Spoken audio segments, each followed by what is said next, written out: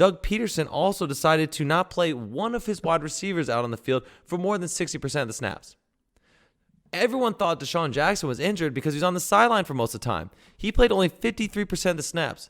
He went to Twitter after this game to say that he was not injured. Deshaun Jackson was not injured. It was a decision by the coaches to rotate their wide receivers consistently to have everyone out there half the time of the game. How does that make sense at all? If you have star wide receivers, like you should have D. Jackson out there, Jalen Reagor, and maybe throw in Greg Ward, because Greg Ward was the only one that had hands that game. I mean, everyone was dropping the ball, and you left Hightower out there? Welcome to the ChadBurn Show, brought to you by M. Chad Baldwin.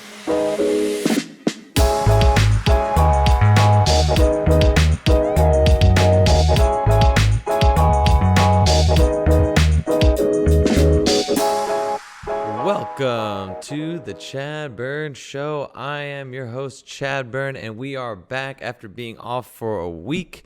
But luckily, we are back when things are getting good because, yes, the NFL season is underway. We even waited a whole day to record because we want to make sure we got all the Sunday games in so we could be able to talk more about it. My beloved Eagles came up short, but, we'll cover that and everything that has revealed to me about this team. But a lot of interesting storylines around the league.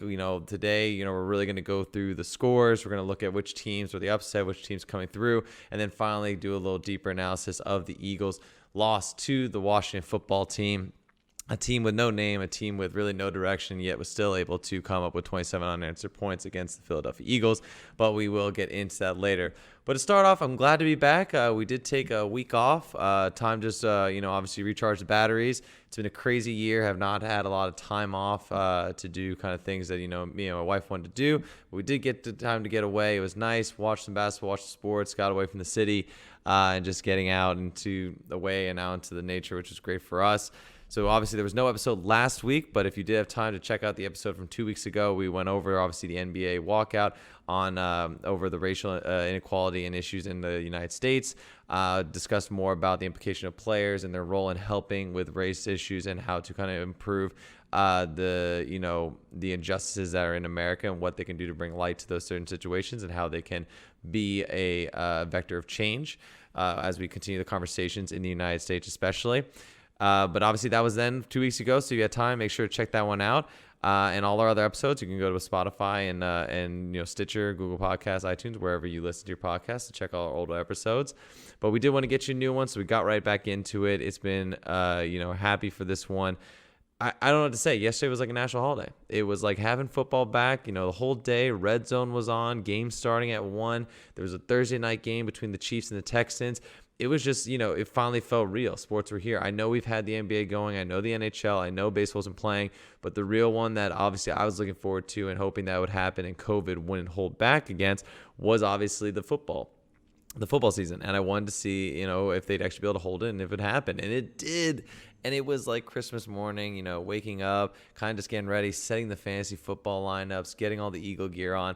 I was excited. I was ready to go. I was expecting a big day. Unfortunately, my team did not come through with me, but before that, we'll go through some of the scores. So obviously, starting on Thursday, we had the Chiefs versus Texans. It was a great matchup, seeing Mahomes coming back out and proving why he deserves the contract he got. The way they end up with Chiefs going up 34-20. Again, a game that looked obviously completely in the Chiefs' control. The Texans didn't seem like they had really the offensive power to really compete with them. I think it's going to be a long season for Watson. But again, the Chiefs look strong. If their defense can come through later in the season, I think they'll be contenders to return back to the Super Bowl. Then we finally got on to Sunday.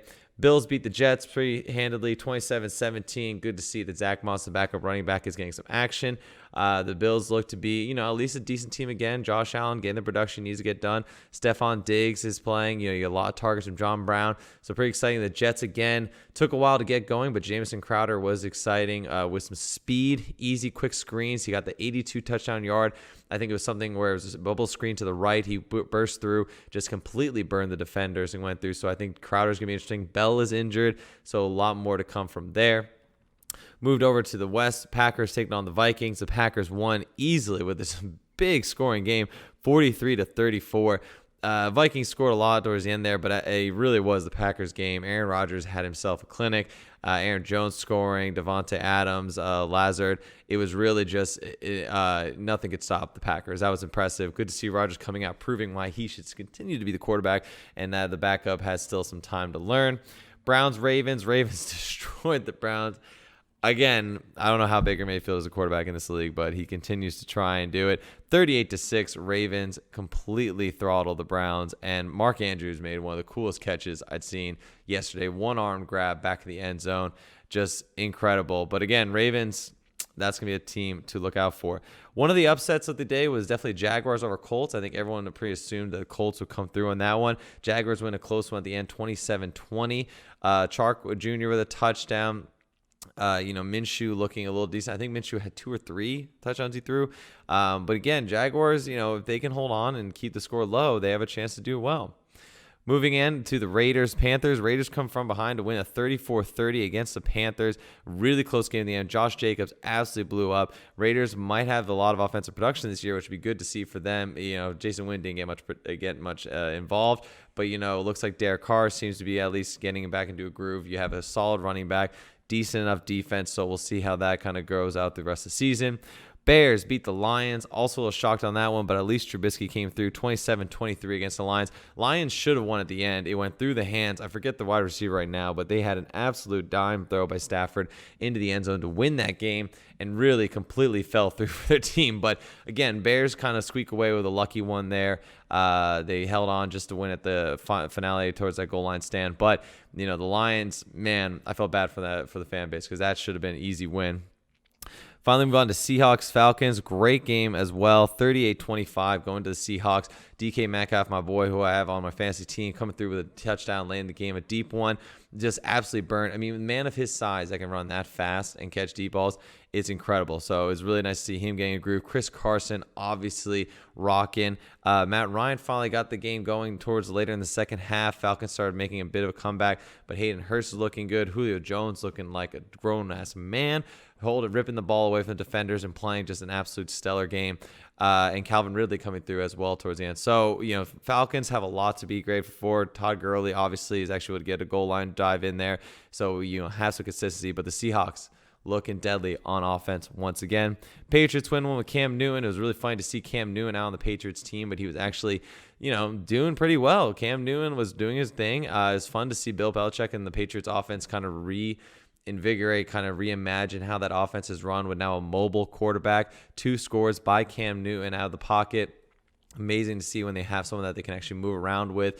It kind of hides the blemishes of that offense, which is going to be a really weak wide receiver core, not great tight ends, a running back by committee. Again, a team that's going to rely on defense. And then, with Cam Newton, if he can move around and give more time to his wide receivers to get open, they might actually start getting a passing game. So great to see how they kind of rebuilt around it. Obviously, Dolphins got nowhere with only 11 points, and Fitzmagic is not happening this season.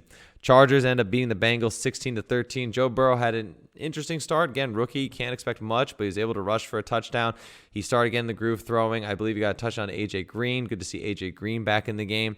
But in the end, Chargers would squeak that one out. It was more of a defensive battle there since you had Tyrod Taylor, again, not a rookie quarterback, but a journeyman quarterback against a rookie one. So the offenses took a while to get going, but eventually came through in the end. Cardinals upset the 49ers. That was a huge one. Kyler Murray getting a win over 49ers 24-20. Great to see DeAndre Hopkins just completely stepping into the role and showing why he's a star. Having him and Fitzgerald on the team is going to be unreal, and I think that the Cardinals might actually get some movement, especially in running back with Chase Edmonds. So really great offensive stand. If they can play defense, that's going to be the key to it. But the fact they were coming in week 1 and beat the 49ers, stellar with a 24-20 win.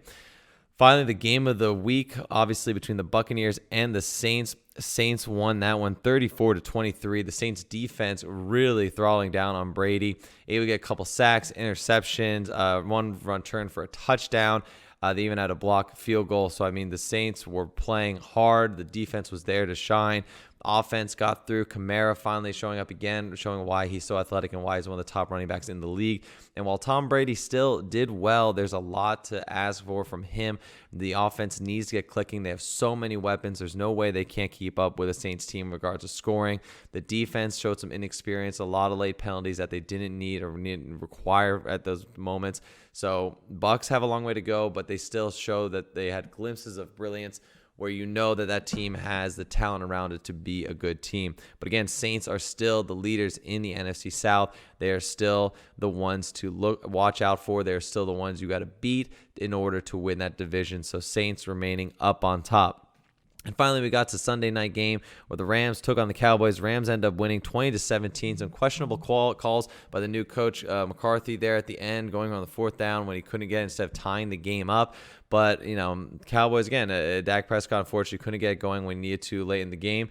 The NFC East, the two top teams, Cowboys and Eagles, both disappointing in their opener. But the Rams look good. The Rams, again, show why coaching is so key in the NFL because they could see that the Cowboys had a very strong front defensive line. What happened? Well, Jared Goff wasn't allowed to hold on to the ball longer than a second. All the plays that Sean Evans, sorry, I always forget the coach's name. But Sean was able to draw up for the team was basically like the offensive plays, quick slants, quick turnarounds, quick curls, everything to allow that Jared Goff would not have the ball in his hands for a long time. Give the ball to Cam Akers, give the ball to Brown, allow them to really pound up the middle and just give them opportunities for quick passes.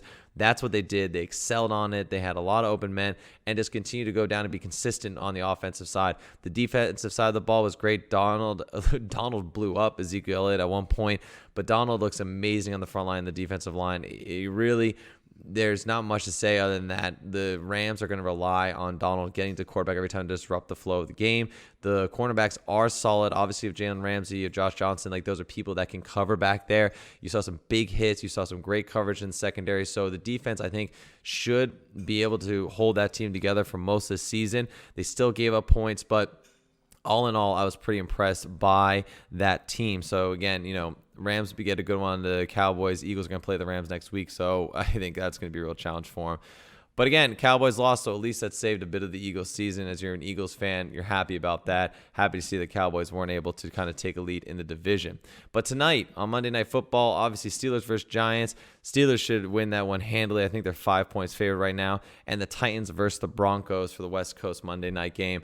I'm hoping for a lot out of the Titans. I don't think the Broncos are there yet. I don't think that Drew Lock is necessarily the quarterback of the future. But if he can get it going, Cortland Sutton and with both Melvin Gordon in the backfield and Phillip Lindsay, Broncos should get something done. But Titans, again, with the reigning rushing leader at Derrick Henry, the new exciting tight end, Jonnu Smith, who's going to be an every down tight end, and obviously A.J. Brown. So a lot of weapons for the Titans. It should be a high-scoring game at the least for them since both defenses are pretty average. Let's see how it goes from there. But I do expect also in the other one, Steelers to beat the Giants. But that's what happened yesterday. A packed day of football action, an exciting day of football action. And really just, a few upsets here and there. Obviously with the Cardinals or 49ers. Rams-ish over Cowboys. That was close. The Chargers getting one of the Bengals. Not so upset, but, a close one. And then finally, the Jaguars over the Colts. So, again, a lot of great games, a lot to see of the teams. I think there's a lot of building blocks for a lot of the good teams out there, especially in my Eagles, especially for Tampa Bay Buccaneers, as well as the Vikings and Lions. There's a lot for them to build on and get better on. So, there is hope, but I was just excited to have it back. It really was great back and forth from all these teams. Couldn't ask for a better Sunday when it came to the rest of the NFL. But what I could have asked for is a better Eagles play. A better Eagles win, a better Eagles all around, because what I got out of the Eagles was just a day of frustration, anxiety, stress, just misery. I could not believe what I was seeing happening on that field. So the Eagles, to get down to it, again, this is going to be Eagles heavy, so I apologize to anyone that's not an Eagles fan, but obviously this is my favorite team. This is a team that I look at. This is a team that I want to analyze and see them strive and get better. But the Eagles come out into this game against the Washington football team where they were expected to obviously win that game. In the first quarter, they go up 17. First quarter and into second quarter, they are up 17-0 with what looks like a stranglehold. Carson Wentz is throwing dimes. He threw 182 yards in the first half, missing only 3 or 4 passes. He had 1 interception late in the first half, but otherwise flawless first half game with 2 touchdowns. He had a beautiful deep pass right into the breadbasket of Jalen Reagor, a beautiful floater to Goddard in the corner towards the end zone to get him to score. He was throwing into the tight ends with ease. He was able to get outside the pocket. He was really getting what he wanted. He was taking advantage of the weak secondary of the Washington Redskins without getting overwhelmed by the powerful front line of the Washington Redskins, where they've really depleted offensive line for the Eagles. That was the first half. This game was a tale of two halves because what happened in the second half was an abomination. The Eagles team came out with no strategy to handle what they were facing with the Redskins, with a clearly depleted offensive line, with a clearly depleted offensive regime that was surrounding Carson Wentz. Let's just look at it right here. Carson Wentz took 8 sacks by 7 different players on the Redskins. Okay? The Redskins then went on to score 5 consecutive possessions because they're in the Eagles' territory. Okay? Carson Wentz had an offensive line where the right side was completely backups. You had Herbing and you had Driscoll. So already you know that the right side is going to get eaten up. And the Redskins, getting used to this, the Redskins, the Washington football team knew this. Rivera, who is a defensive-minded head coach, knew that he could go to town on the right side of the offensive line of the Eagles. And that's what he did. He had their new starting number 1 overall pick, Jace Young, over there for a while. He then brought on Kerrigan. He brought on Ioannidis. He brought on so many players they were able to get through. On 8 of those sacks, at least 3 or 4 of them, the linebacker or the defensive lineman came through untouched. No one even put no running back, not even a hand from the lineman. That's where the communication was on the right side. It was just free men coming in constantly, and Wentz had to consistently have to decide what to do with the ball in a short amount of time. He had no time to make a decision. On top of that, then they have on the right side of the line, someone gets injured. Driscoll gets out because of cramping in his leg. So who do you come in? Jordan Mailata, who is a former rugby player that we brought on drafting in to hope that he could somehow play offensive line. He wanted to give a shot. He has a spot on the team, but he has not played a down of professional football. And he's out there at right tackle. How does the coach not come through and think, you know what, we're going to change the game plan? Because even with that weak offensive line, even with players getting through on Wentz and him having to decide quickly, the coach was still calling up consistently 7-step dropbacks, pass plays. He was looking at deep pass routes consistently. At the end of the second half, after giving up an interception that led to the first touchdown by the Redskins, again, a bad pass by Carson Wentz. It was a little on the inside of the shoulder. It shouldn't have been there. It was behind Reagor, and gave that one up. Fine. It's 17-7. What do they do with no timeouts in the end of the second half? 3 deep passes contested to both Deshaun Jackson, Jalen Reagor, and I think another one to Arcega-Whiteside. Made no sense. Why, in that opportunity, when you have the ball, when you're going to get the ball back in the second half, and you have an opportunity to go down the field, would you not look to make quick passes? Your linemen are injured. You have no one that can really protect the quarterback, and you're trying to have him drop back and throw deep to these players? The Redskins had all those players doubled up in the backfield because they knew that that was going to be deep passes. All they had to do was pin their ears back and go after Carson Wentz and disrupt his play. So why wouldn't the coach make any adjustments for that? Deep pass at the end, you could have easily just dinked and dunked to your tight ends in order to get a few chunk yards at a time, head to the sidelines, try and get out of bounds, get an opportunity to give Jake Elliott another field goal to at least go up 20-7 at the half so you can get the ball back and then make more yards in the second half. How is that so hard to get? Doug Peterson also decided to not play one of his wide receivers out on the field for more than 60% of the snaps. Everyone thought Deshaun Jackson was injured because he was on the sideline for most of the time. He played only 53% of the snaps. He went to Twitter after this game to say that he was not injured. Deshaun Jackson was not injured. It was a decision by the coaches to rotate their wide receivers consistently to have everyone out there half the time of the game. How does that make sense at all? If you have star wide receivers, like you should have D. Jackson out there, Jalen Reagor, and maybe throw in Greg Ward, because Greg Ward was the only one that had hands that game. I mean, everyone was dropping the ball. And you left Hightower out there? One of the interceptions that Carson Wentz gave up was a pass to Hightower, where it was on the inside shoulder. Now, on a curl route, when a wide receiver is going out there and they plant their foot, they are to come back and then go to the ball. Hightower, for whatever reason, because he apparently didn't learn how to play in college or high school or whatever at the position of wide receiver, when he makes his step and turns back, he planted and stayed there. He didn't go up for the ball. He didn't fight for the ball. He didn't come back for the ball. So, yes, I will agree. Wentz's pass was a little on the inside shoulder of Hightower, but the wide receiver needs to make an effort to come forward and get the ball to prevent the cornerback from being able to jump that route. And what ends up happening? Moreland jumps the route and able to get an interception, put the Redskins again in Eagles territory. I don't understand why Dougie P is consistently putting players out there that are not supposed to be on the field. Hightower couldn't catch. He dropped the ball. He wasn't able to play right. He was not in the right position. Why is he even out there? Not to mention, Deshaun Jackson got almost 7 targets. Why wasn't he out there more? Clearly, Wentz saw that when he's on the field, he's open. So why isn't Deshaun Jackson playing majority of the snaps? He's not going to get the ball every time, but at least have him out there. I can't believe that this coach was not having the weapons out there they needed. On top of that, when they were up 17-0, even before the touchdown came, the Red Eagles were consistently throwing the ball. They doubled the amount of times they threw the ball to what they ran. And at that point, I know you don't have a running game. I know you have a weak offensive line. But instead of just constant dive runs up the A-gap, constant just plowing through, when you had no momentum, you had no strength, and you have running backs who are small and not that big, why are you doing the same thing over again? Why not counter? Why not a running back draw? Why not try like a traditional screen? Why not do anything that could allow these running backs to at least put an impact so the defense has to consider the weapons? I don't know. There was no runs outside. There was no little pitches. There were no swing outs. None of that was happening. I don't understand how they were unable to get, at least a bit of a running game going during that. Not even a little bit. Not even a little bit where they would get a running game going. I get it. The Washington football team's defensive line is good. That is a good defensive line. But you need to take advantage of it. When you know they're blitzing, try and run by them. Set up the draw play. Let them come through. Quick screen down below. These bubble screens on the outside weren't working. Like, they were covering, the cornerbacks were able to get the wide receivers quickly. You need to do something that's a little different. Try like slant routes. I was watching, again, going to the Cowboys game. We're watching the Cowboys-Rams games. And the Rams decided, again, that they were not going to have Jared Goff holding the ball longer than a second. And what they do, quick passes out, quick slant routes, quick curl routes, quick dump off in the middle. I don't know why we can't do this as the Eagles.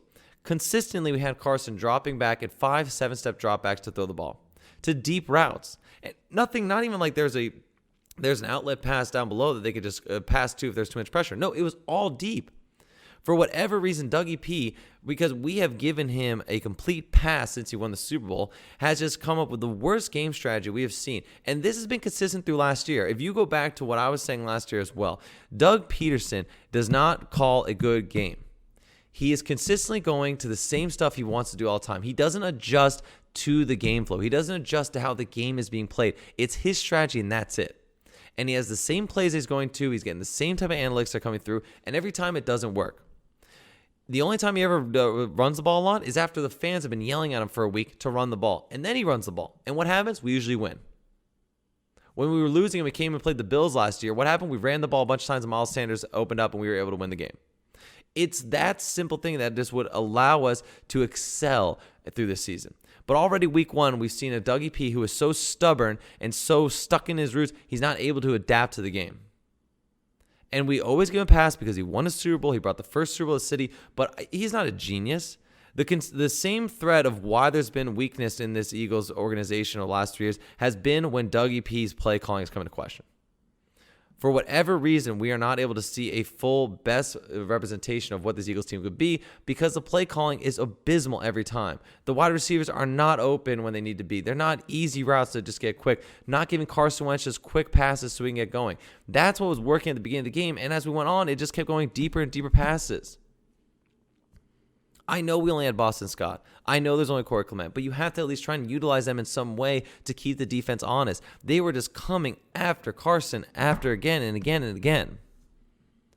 And now let's not, don't get me started on Carson Wentz because I will defend him to death usually, and he played one of the most flawless first and 1.5 quarters I had seen from him in a very long time. But I get it that he's athletic. And he is a strong man, and he knows that he can run around and he can get away from a lot of defenders. But he needs to stop thinking he can make a play every time.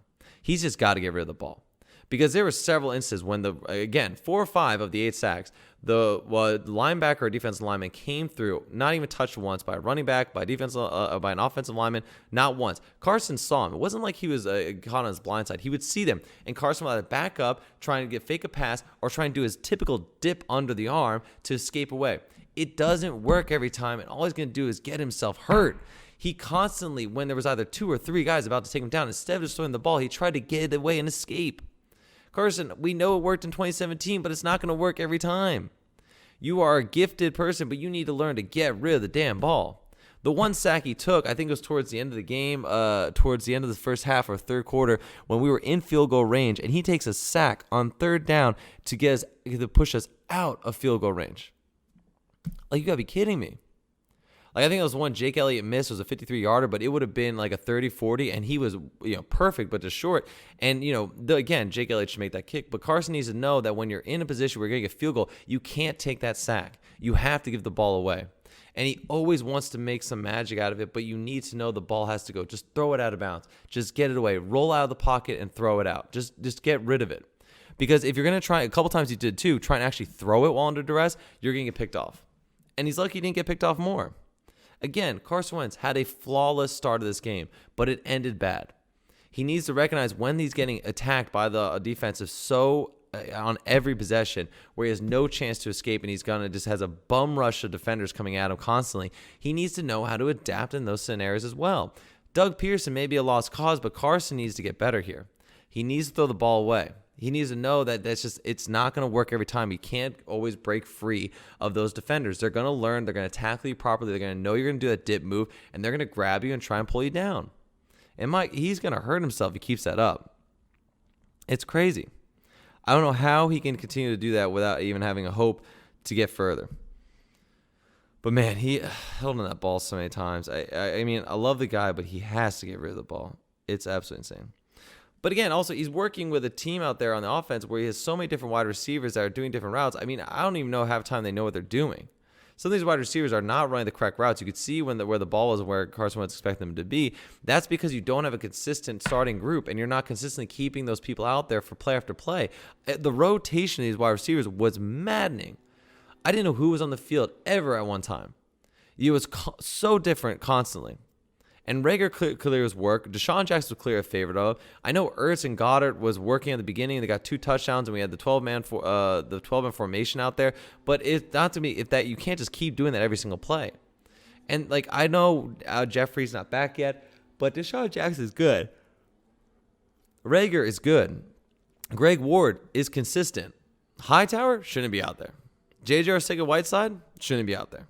Those guys you need to rely on your star group. Those guys are not all in the same playing field where you can just constantly replace them and it doesn't change the talent. The talent would change drastically when those players were out there.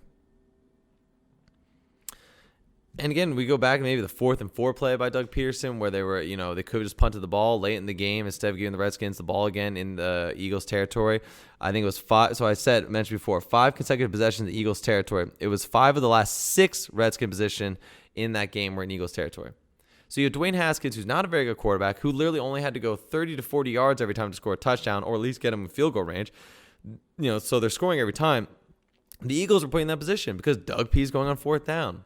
Because Doug P is trying to do it, be a hero again. Because Doug P thinks back to the days when he called Philly, which is actually called by Nick Foles, and he's trying to go through that to decide, how they should play and be risky and play on the edge, and they're going to get through this. And it's going to no. Throw the analytics aside sometimes. Look at what's happening in front of you. Notice how that the linemen are not holding up. That you have Jordan Mailata on the field. That maybe it's not smart to do a pass play when you have Mailata who can't block Diddle, who doesn't know the communication with Herbig yet. They don't work in a tandem constantly on the right side. You need to know you have to punt them back to a defense that was doing pretty well when there was a large field for the Redskins to deal with. Know the defense maybe can hold them, maybe get a turnover, maybe just hold them to another punt so then we have better field position again and can go down. It's infuriating to see how Doug Pearson refuses to change the way the game goes as it goes on. I just don't make of it. It's really disappointing. I'm just frustrated. When I was watching, I was just disgusted because really it was a horrible game for the end of that game. The second half was terrible. It's a terrible way to start this regular season. Not much more to say. The Eagles played awful. They played awful. And the only bright spot was that the Cowboys lost 2, so now we don't have to worry about them being a game up on us. But next week, now we got to win because the Washington football team is now first in the division. If the Giants win tonight, they're tied first, and they're awful. The Washington football team is not a good team, okay? Like, when you look at that team as they were playing out yesterday, the Eagles gifted them most of those scores. They gifted them those positions. They gifted them through bad play calling, through fourth down, to allowing them to get great field position. Like, that defense of the Redskins, maybe the only bright spot they have there, and especially the defensive line. But the secondary wasn't that good. Why was Ertz and Goddard open all the beginning of the game, but they're not open in the end of the second half? I mean, I know Ertz dropped a gimme on a fourth down, but like at the same time, that's where it was working. Those linebackers couldn't keep up with them. You had Rager running some deep routes that was a threat that was drawing attention. Why can't you have Rager going deep and have a cutting a cutting under route by Deshaun Jackson? Have him come across the field underneath the coverage, allowed to be a drop off by Wentz, and let him go through with his speed and try and break a few tackles. That's where the strategy should have been. At a certain point, you need to get quick passes. We can't have Wentz constantly dropping back and doing 5, 7-step dropbacks. Do a 3-step dropback, boom, hit a slant. 3-step drop back, boom, hit a curl route. 3-step drop back, boom, hit a post. It doesn't have to be that complicated. And Dougie P's making that way. And, again, the decline of the Eagles has been seen since Frank Reich and DeFilippo departed. Frank Reich clearly was able to control Doug Peterson in some way to make a consistent game plan and a consistent game calling plan without Dougie P getting completely in the way. And DeFilippo was able to control and help Carson Wentz progress to become a better quarterback. Because right now, Carson Wentz is raw talent and making bad decisions. We see the talents there. We see the arm strength. We see that he can be successful. But the second things get tough, the second there's too much defensive rush, he tries to be Superman. And he's not Superman right now. It's just not going to happen that way. We need a quarterback coach that can fight those urges of Wentz, get him to think about preserving himself, preserving field position, preserving a lead, throwing the ball out when he needs to, and just being a smarter quarterback. We need a smarter head coach. We need a smarter quarterback. We need the team to be healthy. That's for damn sure, because we can't have this many injuries every week. So in the end, the Eagles have a lot to overcome to become a better team. There's a lot of hype about them. There's a lot of talent on this team, but we need them to be healthy, and we need the coach to play with what's on the field. You can't play like everyone's healthy and it's a perfect team, okay? There are injuries. The game was changing. There was momentum on the Washington team. There was everything going for them and everything falling apart for the Eagles. And instead of doing something that could help them build back up slowly to becoming a strong team, they go for everything all or nothing. And that bit them in the ass consistently every time. I hope they win next week. I hope they somehow show up for the better team, the Rams, because the Rams are way better than the Washington football team. So we have a long way to go before we think we can be contenders for the divisional title. That's for damn sure. And I think, again, Dougie Peterson cannot be given carte blanche because he is a Super Bowl winning coach. There needs to be some accountability for the BS that was going on that field. Again, wide receivers. Why was Deshaun Jackson not out for more than 53% of the time? It makes no sense. Ugh. If they give the Rams their ball in the Eagles' territory for the last 5 or 6 possessions, Rams will destroy them. And that's how it goes. Ugh. So sad. Really was a bummer of a day. Great having football back, but sad to see how the Eagles played. And with that, we're going to wrap it up. We're getting past the time, obviously. We got to start closing out the episode. I want to thank you all for listening in and being with us, even though we went through the holiday time. We're getting some new content for you now. So happy to have football back. We're going to be talking a lot of football throughout the next few weeks, a lot of Eagles talk, a lot of division talk, a lot of the star teams. We're going to keep an eye, obviously, on the Buccaneers, see how Tom Brady's doing. We keep monitoring how it's going in the AFC, where the Chiefs are. Are there any teams that contend with them? Will the Baltimore Ravens overcome that hump this year? So a lot of football talk to come, and obviously as we get close to the NBA Finals, we'll go over that as well. Excited for the Eastern Conference. That's going to be between the Boston Celtics and the Miami Heat. My two darling teams that I thought could get there, and they did it. So I'm really excited. Obviously, we'll be cheering on for Miami Heat and Jimmy Butler, who I still think should be on the 76ers. But really, we had a lot to go over today, a lot to uncover, and really about the Eagles and how that loss happened, how it came to be. But we'll have a lot more analysis of that as the weeks go on, bring some more numbers into it as we get into it. But right now, just a real raw emotional feel about that game. But I still have hope. All right, we saw the bright spot at the start of that game. If we can play a full 4 quarters with that style of offense, we can definitely win. And the defense wasn't so bad, so we'll take it where we can get it.